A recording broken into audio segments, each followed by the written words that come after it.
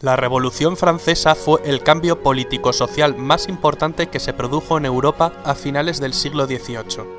Fue un periodo violento en el que se derrocó el antiguo régimen, para acabar instaurándose un nuevo régimen donde la burguesía, apoyada en ocasiones por las masas populares, se convirtió en la fuerza política dominante.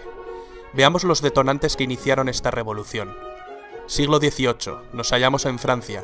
La corriente de pensamiento vigente es el pensamiento ilustrado. Las ideas de gente como Voltaire, Rousseau, Montesquieu han hecho mella en la sociedad. Sostenían que el conocimiento humano podía combatir la ignorancia, la superstición y la tiranía para construir un mundo mejor. Este tipo de pensamiento se expandió a través de reuniones realizadas en casas de gente adinerada, en las que participaban intelectuales y se hablaba de filosofía, política y literatura.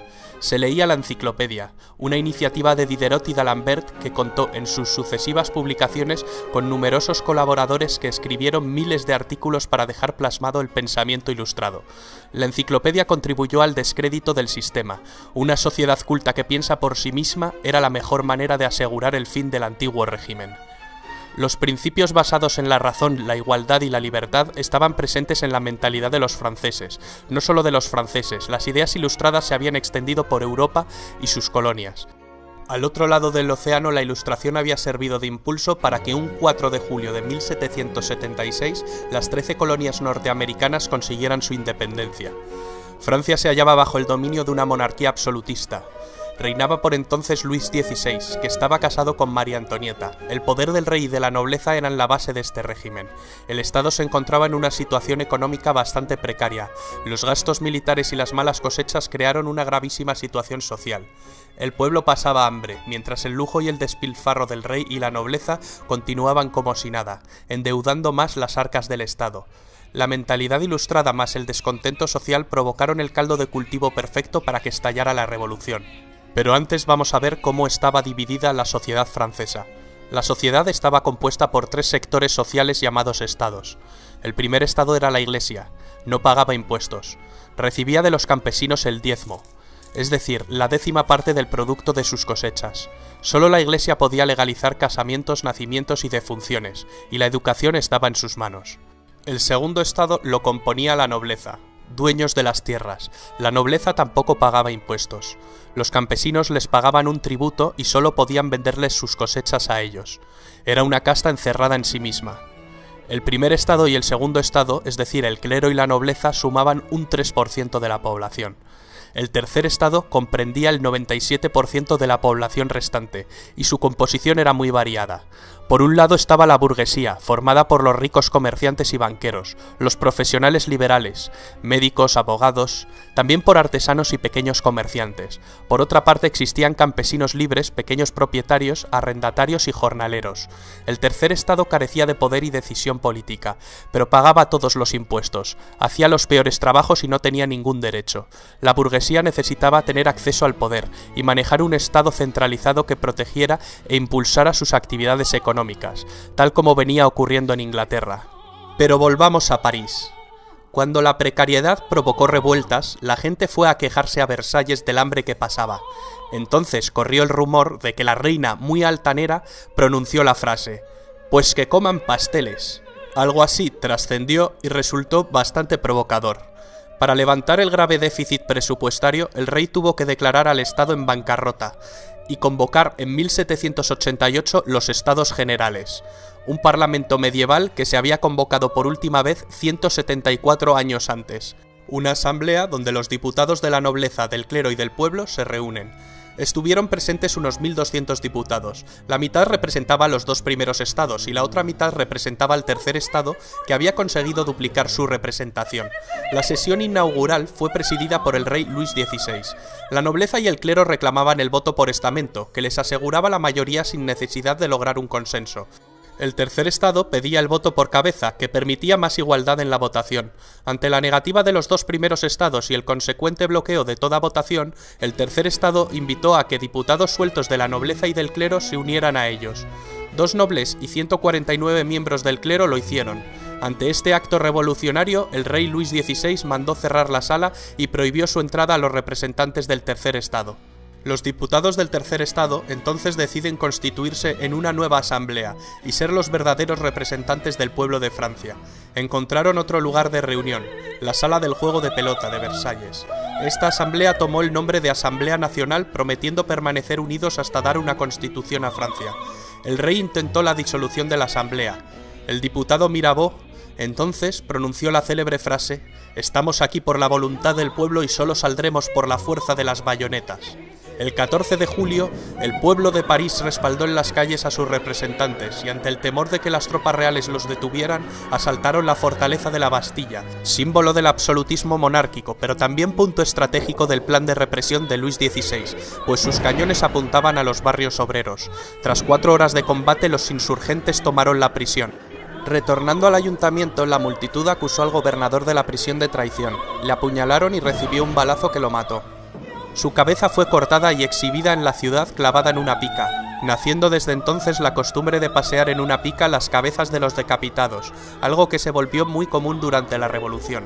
La toma de la Bastilla dio a los radicales y al pueblo de París mucha confianza en sí mismos, lo que tuvo su expresión en la prensa.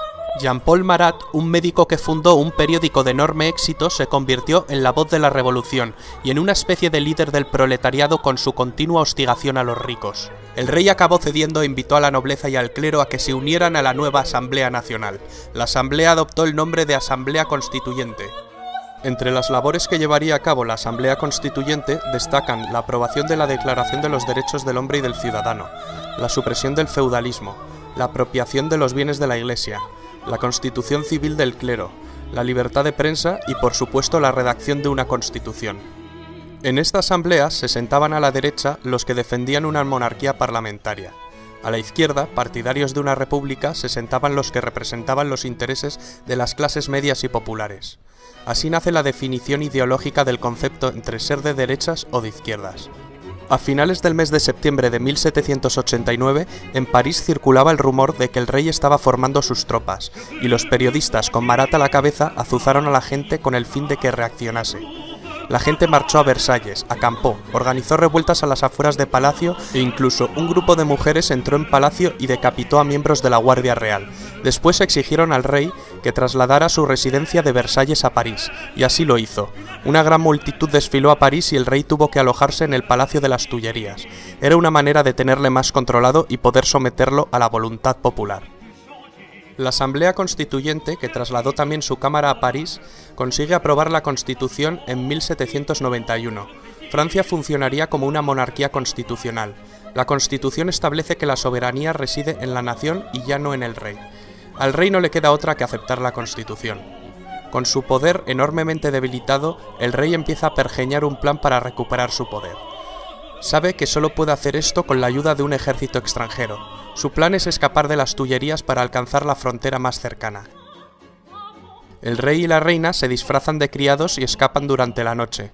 Cuando están a punto de alcanzar la frontera con Austria, su plan fracasa. Les descubren y les apresan. En este momento, el doctor Guillotin había propuesto un sofisticado método de decapitación que presenta a la asamblea. El periodista Marat, entusiasmado con este artefacto, apoda al aparato guillotina. Acabará teniendo un papel muy importante. Con los reyes presos y por miedo a un ataque inminente, la asamblea se anticipa y declara la guerra a Austria, el país de la familia de María Antonieta. Pronto Prusia se une a Austria. El 10 de agosto de 1792, las masas asaltaron el Palacio de las Tullerías y la Asamblea Legislativa suspendió las funciones constitucionales al rey. La Asamblea acabó convocando elecciones con el objetivo de configurar por sufragio universal un nuevo parlamento que recibiría el nombre de Convención Nacional. Aumentaba la tensión política y social en Francia, que además se encontraba en guerra e iba cediendo territorios ante sus enemigos. El nuevo parlamento elegido, compuesto fundamentalmente por los jacobinos con Robespierre a la cabeza y los girondinos de corte más moderado, deciden abolir la monarquía y proclamar la república. Abren un juicio al rey por traición que finalmente es condenado a muerte. Muere ejecutado en la guillotina. La reina María Antonieta acabaría corriendo la misma suerte y sería ejecutada más adelante. La revolución se había radicalizado. Durante este periodo se produjo el ajuste de cuentas entre los jacobinos radicales y los girondinos moderados. El sanguinario Marat arremete en su periódico contra los moderados y publica listas de supuestos traidores a la revolución. Esto acabaría con Marat asesinado, mientras se daba un baño en su casa. La consecuencia: Marat se convirtió en un mártir, en una leyenda de los radicales. La Convención Nacional redactó una nueva constitución. Creó también un nuevo calendario, según el cual el año 1792 se convertiría en el año 1 de su nueva era. Cambiaron los nombres de los meses: floreal, brumario, germinal. Se quitó la semana con el fin de suprimir las connotaciones religiosas del domingo y cada mes se dividiría en 3 periodos de 10 días. Los grandes oradores Robespierre y Danton son las figuras revolucionarias que cobraron más protagonismo en este momento. El poder legislativo de la nueva república estuvo a cargo de la Convención, mientras que el poder ejecutivo recayó sobre un órgano de nueva creación, el Comité de Salvación Pública, con el fin de salvaguardar la República. Este órgano cayó bajo el mando del jacobino Robespierre. Los jacobinos desataron lo que se denominó el Reinado del Terror, entre 1793 y 1794, una especie de dictadura jacobina. El experimento republicano francés acabó evolucionando en un régimen terrorista.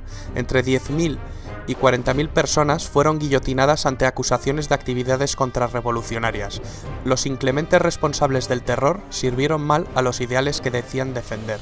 Sacerdotes y miembros de la nobleza fueron guillotinados.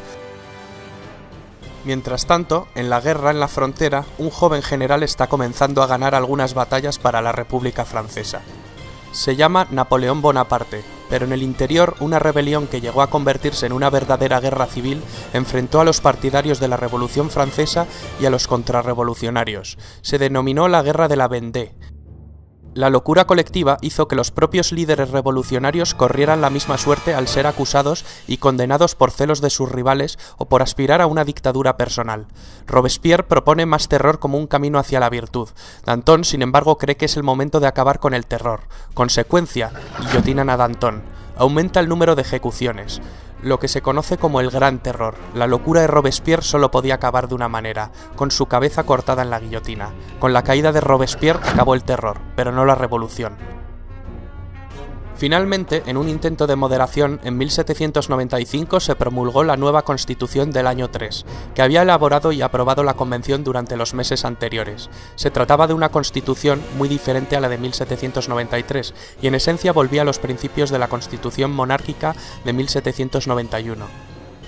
Las dos novedades principales que presentaba era que el poder legislativo estaba compuesto por 2 cámaras, siguiendo el modelo británico, y que el ejecutivo estaba integrado por 5 personas, que formarían el directorio, el nombre con el que acabaría conociéndose al nuevo régimen republicano. El directorio es una fase entre 1795 y 1799 de carácter más moderado.